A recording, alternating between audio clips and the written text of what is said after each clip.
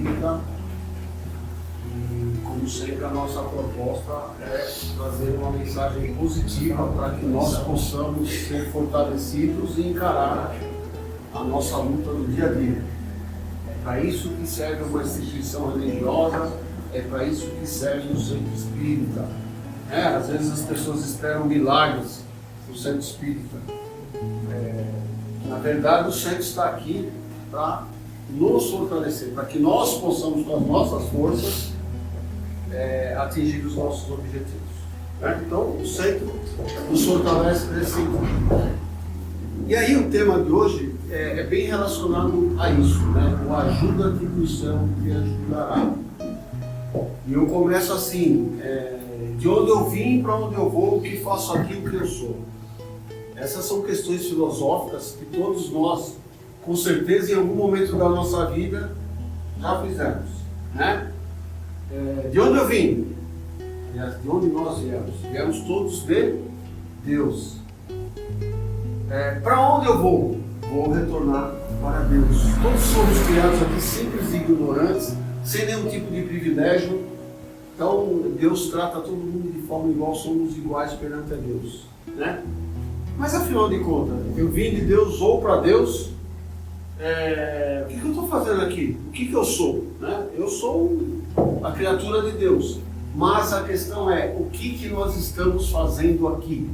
Essa é a grande pergunta de hoje, o que nós estamos fazendo aqui? Nós, seres humanos encarnados, nessa época, nesse planeta de provas e expiações chamado Terra, o que nós estamos fazendo aqui? Na verdade, nós vamos buscar algumas razões para isso. E o que acontece? Nós não podemos estar aqui aleatoriamente. Diante de tudo que nós sabemos e tudo que nós percebemos, nós não estamos aqui aleatoriamente. Estarmos aqui tem que ter um sentido.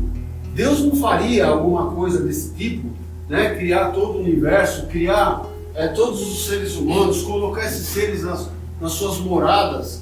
Deus não faria isso a troco de nada, sem nenhum sentido. Ele é a inteligência suprema. Ele é o Todo-Poderoso, então ele não faria isso. Então todos nós estamos aqui por algum tipo de motivo. Tá? E o que nós estamos fazendo aqui? Nós estamos aqui para cumprir com os nossos compromissos. Todos nós aqui assumimos compromissos quando estávamos desencarnados lá no plano espiritual. E o que nós estamos fazendo aqui agora encarnados? Nós estamos aqui com a oportunidade de cumprir o que nós nos comprometemos. Os nossos compromissos são individuais, eu comigo mesmo, eu tenho que tratar de mim, eu tenho que ver o que eu preciso para subir, para evoluir, para melhorar como pessoa. E eu tenho os compromissos coletivos, porque aí prevalece o quê? A lei da sociedade. Nós vivemos em sociedade e o nosso relacionamento uns com os outros tem que ser constante e permanente, porque nós uns precisamos dos outros. Então, por isso que eu tenho compromisso individual de crescer e de subir, e tenho compromisso coletivo. Por isso que Jesus falou que nós devemos amar a Deus sobre todas as coisas e ao próximo como a nós mesmos. Aí está contida a razão de nós termos que cumprir os nossos compromissos. Mas cumprir os nossos compromissos nem sempre é fácil. Ou vocês acham que é fácil? Para que nós possamos cumprir os nossos compromissos, nós vamos precisar de muito esforço e muita renúncia. Então nós vamos vivendo, vamos aprendendo e temos que saber se para nós atingirmos os nossos objetivos, seja ele qual for, nós temos que lutar. Muitas coisas nós nos esforçamos e muitas coisas nós temos que renunciar por conta disso. E nós todos aqui, todos nós temos necessidades. Todos. E aí nós podemos começar falando das necessidades básicas. Eu tenho que ter o que comer, eu tenho que ter o que beber, eu tenho que ter o que vestir, eu tenho que ter aonde morar. Essas são as nossas necessidades básicas. Que isso daí aplica-se a todos nós. Mas além das necessidades básicas, nós temos outras expectativas. E quais são essas expectativas? Bom, eu tenho expectativas de cunho pessoal e tenho expectativas de cunho material. As minhas expectativas de cunho pessoal, o que eu posso falar? Bom, um dia na vida nós já paramos, sentamos e sonhamos que nós gostaríamos de ter, por exemplo, uma casa própria, um carro, gostaríamos de ter, de poder ter a possibilidade de fazer uma faculdade, coisas desse tipo que nós paramos e pensamos. São expectativas que nós esperamos que possamos chegar lá e realizar os nossos sonhos em realidade. Além dessas expectativas que eu falei que são expectativas basicamente materiais, que eu quero carro, que eu quero casa, que eu quero isso, que eu quero o iPhone do mais moderno que tiver, tudo isso daí nós vamos criando. Essas são as nossas expectativas materiais. Mas nós temos as expectativas pessoais. E aí, nesse sentido, por exemplo, eu gostaria de ser um grande médico, eu gostaria de ser um grande advogado, eu gostaria de ser astrônomo, eu gostaria de ser astronauta. Enfim, todos nós já sonhamos, né, com o nosso futuro e o que nós gostaríamos de ser. Essas são as nossas expectativas pessoais. Todos nós, né, já temos ou já tivemos essas expectativas pessoais. Bom, então eu tenho necessidades básicas, eu crio expectativas, eu desejo de alguma forma chegar a algum lugar, é um sonho meu, mas para que isso aconteça, eu posso garantir para vocês que qualquer um desses fatores que eu falei aqui necessita de recursos para que eles possam ser atingidos. Todos eles precisam de recursos. Eu quero a casa própria, preciso de recurso financeiro. Quero meu carro, preciso de recurso financeiro. Eu quero fazer uma faculdade, você tem que ter dinheiro para pagar a faculdade. Então, se nós pararmos para pensar, nós precisamos de recursos para atender as nossas expectativas e as nossas necessidades básicas. E daí? Bom, daí que agora chegou a hora de nós compreendermos a frase ajuda-te que o céu te ajudará. Porque nesse sentido eu posso pensar, poxa, mas Deus sabe o que eu quero, Deus sabe o que eu necessito, por que Ele não me atende? E nós vamos saber então por que Ele não nos atende.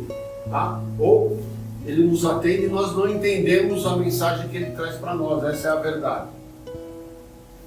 Existe uma história que eu acho que vocês até já conhecem, sobre a carroça atolada. Quem já conhece, tudo bem, vai ouvir de novo. Quem não conhece vai perceber a questão do ajuda-te, que o Senhor te ajudará. Então diz a história, uma parábola, uma fábula, né, que vinha um sábio com seus discípulos caminhando pela mata, naquelas estradas de barro, terra batida, e havia chovido. Então, logo à frente, o que essa turma encontrou, sábio com os discípulos? Encontrou um homem com a carroça atolada no barro, porque havia chovido e a carroça dele atolou no barro. E esse homem estava ajoelhado, orando, rezando, pedindo a Deus que o ajudasse naquela situação tão conflitante que ele se encontrava. Com todo o respeito do mundo, ele estava pedindo a ajuda dos céus. E o sábio com os discípulos viram isso. E os discípulos olharam para o sábio para saber qual que ia ser a reação do sábio diante daquela cena. E o sábio falou, olha, deixa ele aí, vamos embora. Os discípulos, é claro, fizeram uma cara de surpresa. Como que o sábio deixa o cara aí com a carroça atolada? Um ser que é crente, que está elevando seu pensamento a Deus, está ajoelhado, está rezando. Muito bem, eles estranharam, mas eles não falaram nada. Não são bestas, não falaram que sabe. Ficaram quietinhos. Mais adiante encontraram uma outra situação muito semelhante. Uma carroça atolada com um novo condutor de carroça, só que esse estava lá blasfemando, xingando, se revoltando, ao mesmo tempo em que ele tentava de alguma forma empurrar a carroça para fora do atoleiro. E ele, naquela situação, empurrava daqui, empurrava dali, xingava Deus, xingava a providência, enfim, ele estava extremamente revoltado. E aí, os discípulos olharam para o sábio. E o sábio olhou para os discípulos e falou: vamos ajudá-lo. Os discípulos, é lógico, estranharam, mas foram lá e ajudaram, empurraram a carroça daquele homem e ele foi embora. Só que sobraram as questões. Por que, Senhor? Né? Por que, sábio? Nós deixamos de ajudar uma pessoa tão fervorosa, tão crente lá atrás, né? Tão dedicada a Deus, e estamos ajudando essa pessoa aqui que está blasfemando, revoltado, xingando. Por quê? E o sábio explicou. Porque aquele lá de trás, diante daquela situação, estava esperando que Deus resolvesse a situação dele. Em nenhum momento ele levantou um dedinho para tentar se ajudar. Então ele estava ali ajoelhando e pedindo que Deus resolvesse a questão dele. O outro, embora estivesse lá blasfemando, xingando, revoltado, ele estava se esforçando do jeito que ele podia para tirar a carroça do atoleiro. Então, a partir daí, nós vemos algumas situações. A situação ideal qual seria? Seria de que aquele cara que estivesse lá se esforçando, empurrando a carroça, não estivesse blasfemando, nem revoltado, estivesse simplesmente fazendo o que ele tinha que fazer, que era empurrar a carroça. Isso seria ideal.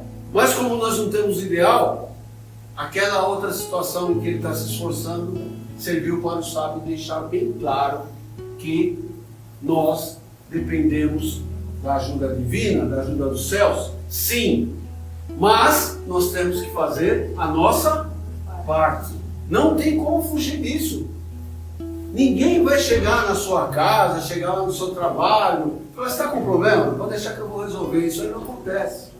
Ninguém vai chegar na sua casa com um pacote de dinheiro e vai falar assim: ó, isso aqui é para você fazer a sua faculdade, que você tinha tanto sonho, né? Ou toma aqui, compra o carro que você quer. Ó, pega esse montinho aqui e vai viajar. Ninguém vai fazer isso. Isso vai depender de quem? De nós. Ajuda-te que o céu te ajudará. E aí nós vamos buscar lá no Sermão do Monte, né, uma peça fantástica do Evangelho de Jesus, trazida por Mateus, capítulo 5, 6 e 7 do Evangelho de Mateus, o Sermão da Montanha. E lá Jesus disse o seguinte: buscai e achareis, batei, se abrirá, pedi e obtereis. Aquele que busca, acha, o que pede é atendido. Aquele que bate na porta, a porta para ele será aberta. Agora, buscar, pedir, correr atrás, nós estamos falando de verbo, gente. O que significa verbo dentro da nossa língua portuguesa? Ação, agir. Então ele está falando assim: ó, vocês têm que ter a sua parte da ação. E vocês precisam agir para que o céu possa te ajudar. Faça a sua parte. Seja ela qual for, você tem que se dedicar. Por que eu falo de dedicação? Porque nós temos alguns exemplos, né? Vou falar só de dois aqui, são vários, mas vou falar só de dois. Por exemplo, se nós pegarmos lá Oscar, um grande jogador de basquete. Quem lembra do Oscar? Talvez tenha sido o maior jogador de basquete aqui do Brasil, Oscar Schmidt. Bom, ele era fantástico, praticamente ele era perfeito. Como que ele chegou àquela perfeição? Será que o céu ajudou ele? Será que ele algum dia ajoelhou e falou assim: ó, vou jogar basquete, me ajuda aí, dá uma força. Plim! Por mágica ele virou o maior do Brasil, um dos maiores do mundo? Não, sabe o que o Oscar fazia? Quando acabava o treino comum a todos os outros jogadores, ele ficava lá sozinho com a esposa dele, e ele, depois de cada treino, arremessava no mínimo 100 vezes a bola ao cesto. Ele arremessava, a mulher dele pegava a bola, jogava para ele, ele ia de outro canto da quadra, ele girava a quadra toda fazendo os arremessos. Aonde ele chegou? ele chegou quase que à perfeição. Ele fez o que tinha que fazer, que é a ação, buscar e acharei. Ele foi lá, ele foi buscar. Ele foi se dedicar. Se nós quisermos ser os melhores nas atividades que nós fazemos, nós temos que ter dedicação. A gente tem que correr atrás. Ninguém vai fazer por nós. Se nós pegarmos uma outra história, até ontem eu estava vendo no Netflix lá um resumo da vida do Silvio Santos. Gente, o Silvio Santos tem um império. Ele tem um império. Ele é um bilionário do Brasil. Mas será que um dia ele parou lá e falou: Senhor, eu quero ser apresentador de televisão, topa tudo por dinheiro, qual é a música, sei lá. E aí o senhor dá uma força para mim? Não, Silvio Santos, quem conhece a história dele sabe que ele foi um cara dedicado desde o começo. Ele começou vendendo capinha de plástico para título de eleitor. Imaginem vocês que na época que ele fazia isso, era a primeira vez que as mulheres iam votar, né? E todos estavam ali prontos para votar. Então, o grande número de título de eleitor ia precisar do grande número de capinhas. E ele já era visionário, ele começou a vender como camelô as capinhas de título de eleitor. E depois ele começou a vender caneta. E depois, naquele tempo não tinha ponte Rio-Niterói, mas tinha a balsa. E a balsa para chegar do Rio a Niterói levava um tempo. O que ele fez? Ele percebeu que ele podia explorar a barca. Ele pôs lá tipo uma rádio na barca. E nessa rádio ele fazia bingo, vendia cerveja. Ele chegou a ser um dos maiores vendedores de cerveja da Antártica. Só naquele trajeto de vai e vem da balsa. Ele veio para São Paulo, aconteceu aquela história com o Manuel da Nóbrega, ele herdou o baú da felicidade e ele se tornou um mito, né? Agora, teve ação por parte dele? Lógico, ninguém ia dar nada de graça. Ajuda-te que o céu te ajudará. Ele se ajudou, ele correu atrás. Eu estou precisando de emprego, mas não consigo. Meu amigo, se você não procurar, pelo menos abrir um jornalzinho ali para procurar alguma coisa assim, ninguém vai bater na sua cara e falar: ô Luiz, você está precisando trabalhar aí, tem um salário bom para você? Ninguém vai fazer isso.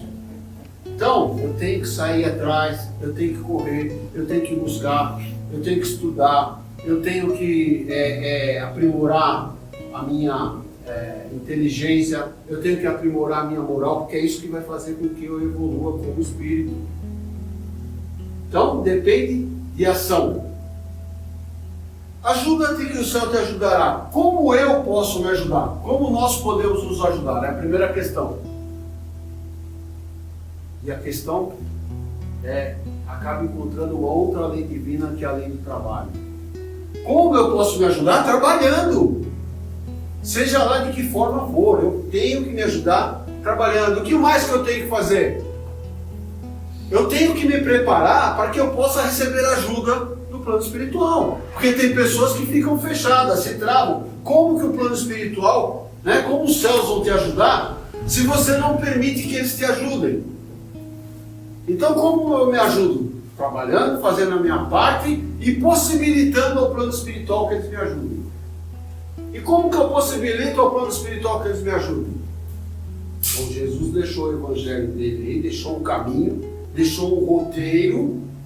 É difícil, no estágio que nós estamos, cumprir tudo que ele pede lá, mas nós temos que tentar fazer.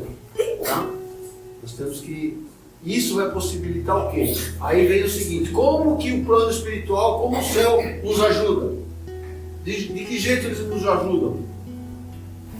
Eles nos ajudam através de inspiração, através de envolvimento espiritual que possa, de alguma forma, sendo positivo, te levar a avançar. E quando falamos de envolvimento espiritual, temos que tomar cuidado. Porque pensamento, palavras e obras, com isso nós atraímos o quê? Não sei, o que eu estou pensando? O que eu estou falando? O que eu estou fazendo? Dependendo de tudo isso aí, é o que eu vou atrair. E quando eu faço essa atração com o plano espiritual, eu posso estar atraindo coisas ruins e coisas boas. Então, como que o céu pode me ajudar? Bom, Testamento, palavras de ordem e obras de cunho positivo,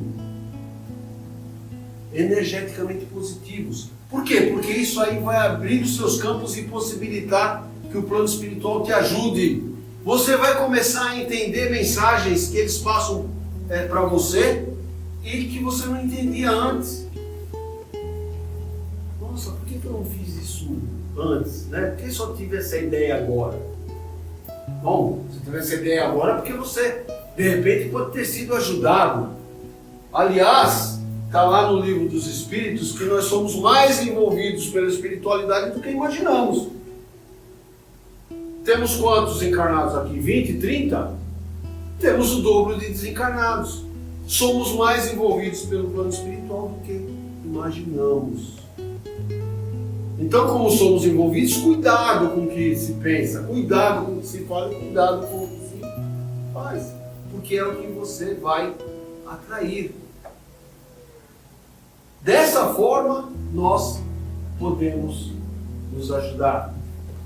Então, por isso que nós estamos aqui, não é aleatório, nós estamos aqui com uma missão, a missão de nos ajudarmos.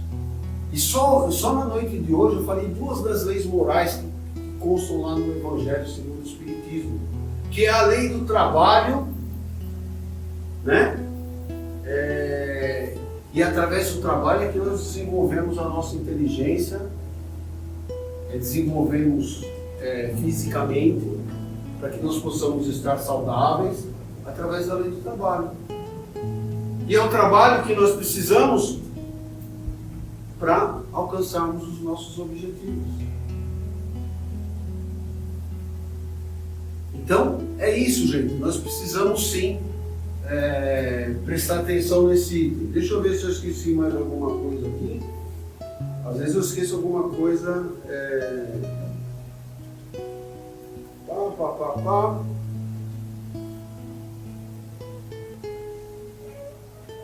Não esqueci nada não. Eu falei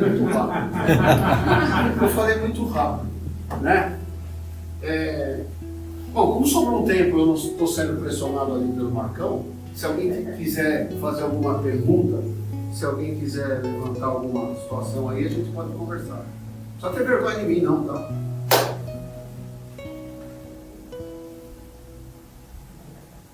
Eu vou perguntar para vocês, tudo isso que eu falei hoje é fácil de se aplicar? Não. Aí a primeira condição é o seguinte: o estágio evolutivo do nosso planeta, provas e expiações. Nós somos extremamente envolvidos pela matéria. Nós encarnamos em um corpo extremamente material e poucos planetas dos bilhões que existem no universo têm a característica do nosso. Nós encarnamos uma matéria muito densa, muito pesada. Existem encarnações de outros órgãos, outros planetas, sim, mas não tão consistente como a nossa. Mais efêmero, mais leve, mais tranquilo. É isso que acontece com o nosso processo reencarnatório.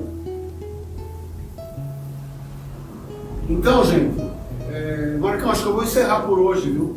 Eu já estou meio direto. Tranquilo? Bom, gente, tudo que a gente vem aqui e fala, nós estamos aqui falando em nome de Jesus, dentro da doutrina espírita. A gente sabe que não é fácil, que é difícil, mas nós temos que continuar tentando. Só o fato de estarmos aqui é porque nós estamos abrindo uma possibilidade de escutar alguma coisa, de perceber alguma coisa, de sentir alguma coisa. E esses poucos momentos que nós passamos aqui, 40 minutos, 1 hora, enfim, já são suficientes para o nosso dia, para mudar a nossa condição energética. E quem sabe nós podemos, com essa condição energética melhorada, podemos ser ajudados por Deus, né? O céu te ajudará da melhor forma possível. Então, que Deus abençoe a todos. Até a próxima.